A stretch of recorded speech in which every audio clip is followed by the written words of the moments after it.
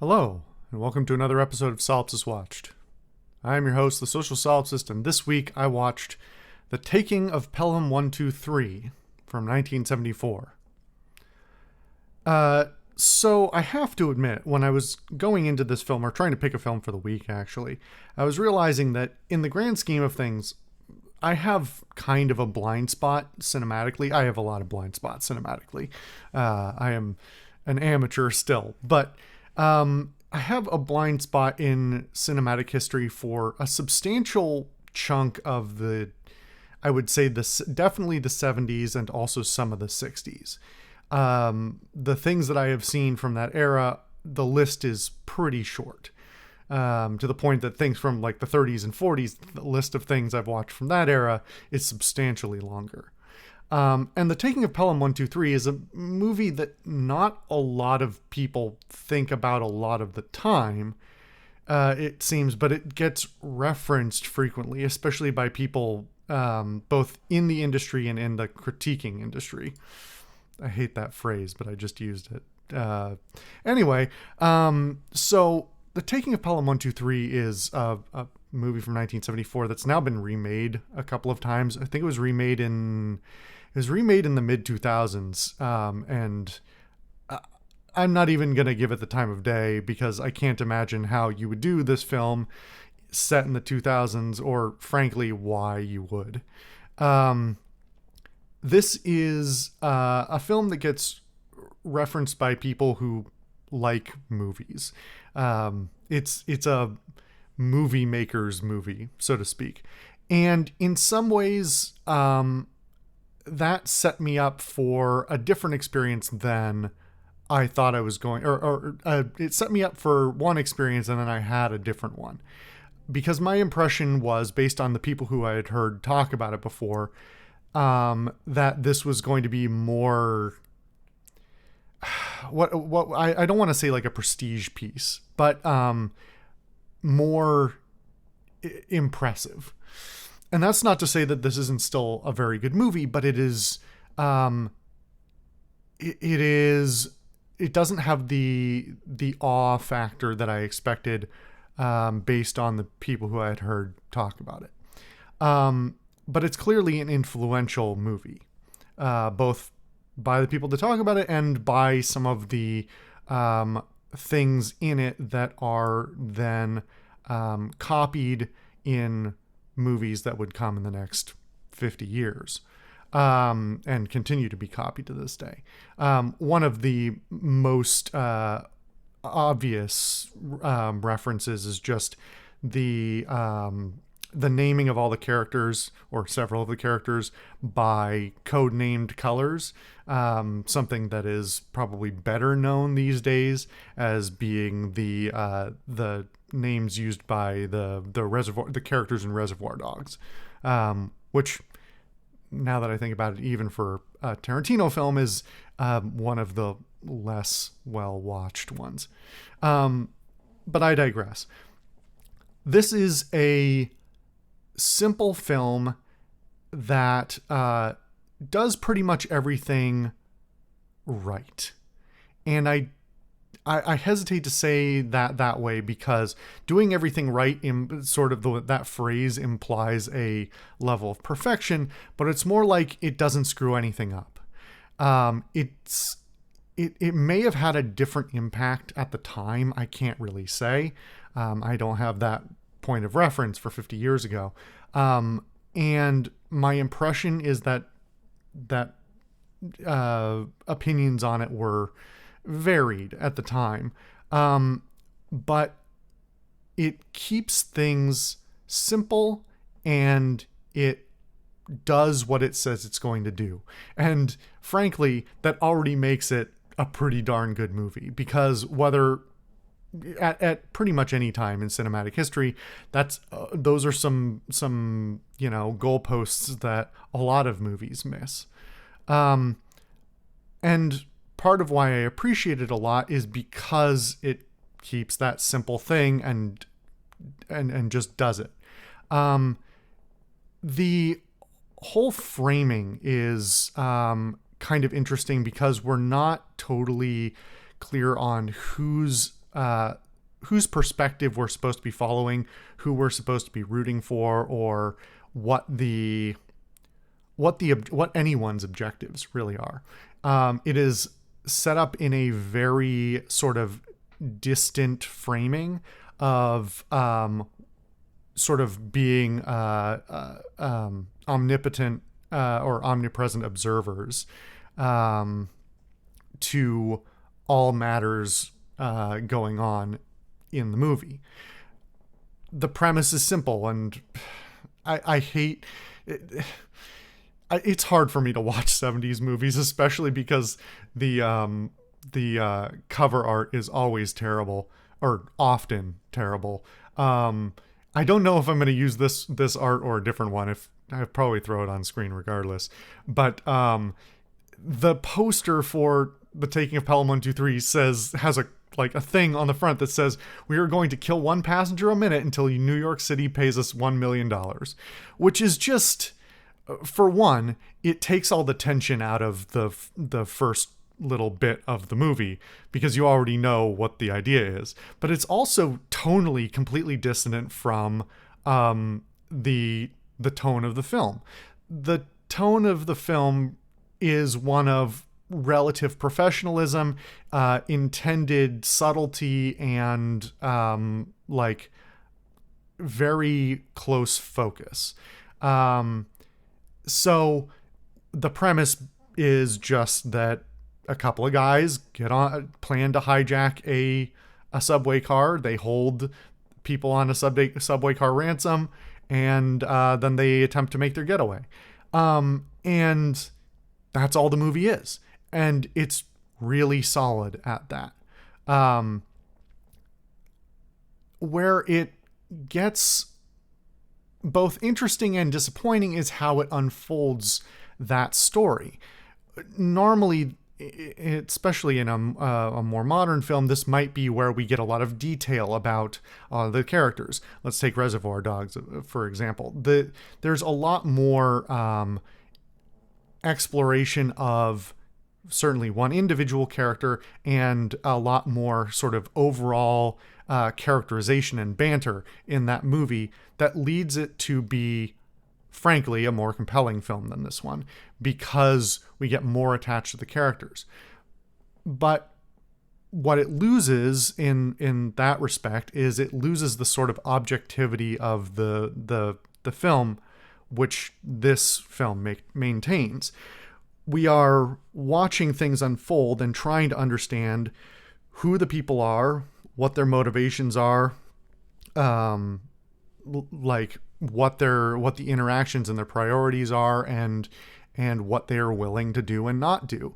A lot of the tension in the film comes from not knowing what anyone's going to do. They place on several different occasions, on several different sides, they place things. I don't want to beat the trope, but they place Chekhov's guns. They place implications about what people are willing to do or who is present or what their capabilities are, and then they don't do anything with it for sometimes half the movie or more. And it goes a long way to sort of not giving you too many balls to juggle, not giving you too many things to think about, but just enough to be like, oh, this is complex and it's tense. And even though the premise is simple and the things that are being done are relatively simple, like the overall the way that it holds itself together works very well. And you're really, at least in my experience, you end up sort of rooting for everybody and hoping that even that you get to see what the bad guys are attempting to do, trying to see who they are and why they have the ideas that they have and the motivations that they have. But you're also hoping that the civilians all survive, and you're hoping that the bureaucracy of the city of New York and the MTA gets its shit together and is capable of handling this situation. And to that end, I do want to say that like this is an aggressively New York movie. Like if you, even though this is, you know, New York from 50 years ago, the tone of being a very New York attitude, have everybody having a very New York attitude about things, is something that I can't really articulate in words. But if you've spent time and you recognize like what New Yorkers are like, it's very New York. This does not feel like somebody imagining New York. It feels like a definite New Yorker made film. I don't actually even know if that's true or not. But it is particularly interesting because New York City in the 70s was a particularly kind of skeezy and not great place. Substantial parts of New York in general and Manhattan in particular are notorious for a lot of crime and various other things, drugs, prostitution, whatever else. And so that all sort of, the tone all gets in the movie. And that's despite the fact that like in some aesthetic ways, like this looks like a 70s film. It looks like it's, you know, all the aesthetics are the 70s because it was made then. But there are a few things that are like distinctly out of place. Like all of the stations are way more clean than they should be.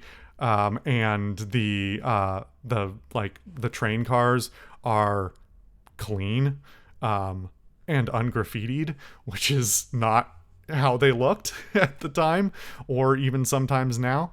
Yeah, it's aside from, you know, proverbially cleaning up the subway for its film viewing, like it feels like a very New York movie, and that adds on its own a lot of characterization to a bunch of the characters, who are like just swearing up a storm and like fighting with each other and hating the bureaucracy that they're having to deal with, and like tense but matter of fact, but also like you know, genuinely emotional. A lot of I could spend 10 minutes here just talking about like the New York attitude, the feeling of the outward impression of being like sort of aloof or like dismissive, but under the surface like having some genuine care. And I think that really comes through in some of the main characters and some of the like minor characters who have very few lines or no lines at all. And so on that alone, I really appreciate it. As far as like the overall arc of the film, I think the pacing deserves a lot of credit for keeping the up and down tension pretty steady. It gives you some highs and some lows and doesn't like threaten at any point to like preemptively finish the story or something like that. And you're genuinely like waiting and a little excited to see how things play out. And given the simplicity of the story, I think that's something that could have fallen through really easily and not just lost tension in certain points. But the pacing is really great. Story-wise, I think it needs a little polish here and there. There's some elements that this was adapted from a book, and I think there's probably a little too much left on the cutting room floor. But there's also some like a few little tonal things, especially there's one scene right at the end of the film that I think is kind of tonally maybe not inappropriate, but out of line with the rest of the film. And there's a few things here and there that in the middle of the film that are like that. There's also a few scenes that are just like, you could have injected just a hair more levity into this to make it feel not quite so dour. And this isn't a comedy film at all, but I think the one of the things that is missing a little bit is from the sort of New York feeling is just pervasive sarcasm is required, and that has been toned down, I think, more than it probably should have been. But generally speaking, I think it's very solid. I do appreciate as well that a lot of the scenes are shot in the relative darkness, but still presented in a very legible way. There is a little bit of like 70s action filming problems where you sometimes get shot reverse shot where they break or they violate the 180 degree rule, or other things where maybe it's deliberate to make it feel more frantic or something like that, but it feels your brain gets a little confused in quick cuts trying to find exactly like who you're looking at and what angle they're looking from, and who they're interacting with. It can be a little messy in there. Otherwise, I think the cinematography is pretty darn solid, and gives you like the different types of camera work really well for different locations that they're shooting in. As far as the like, damn it, I was going to say something more, now I've forgotten it. Okay, well, I'm just going to move on to the music, which I think deserves a particular shout out. It's not throughout the whole film, but there are a couple of tracks in the soundtrack that I think work really well and have like a very uniquely like crunchy, funky 70s sound. And that was just kind of refreshing to hear something a little different.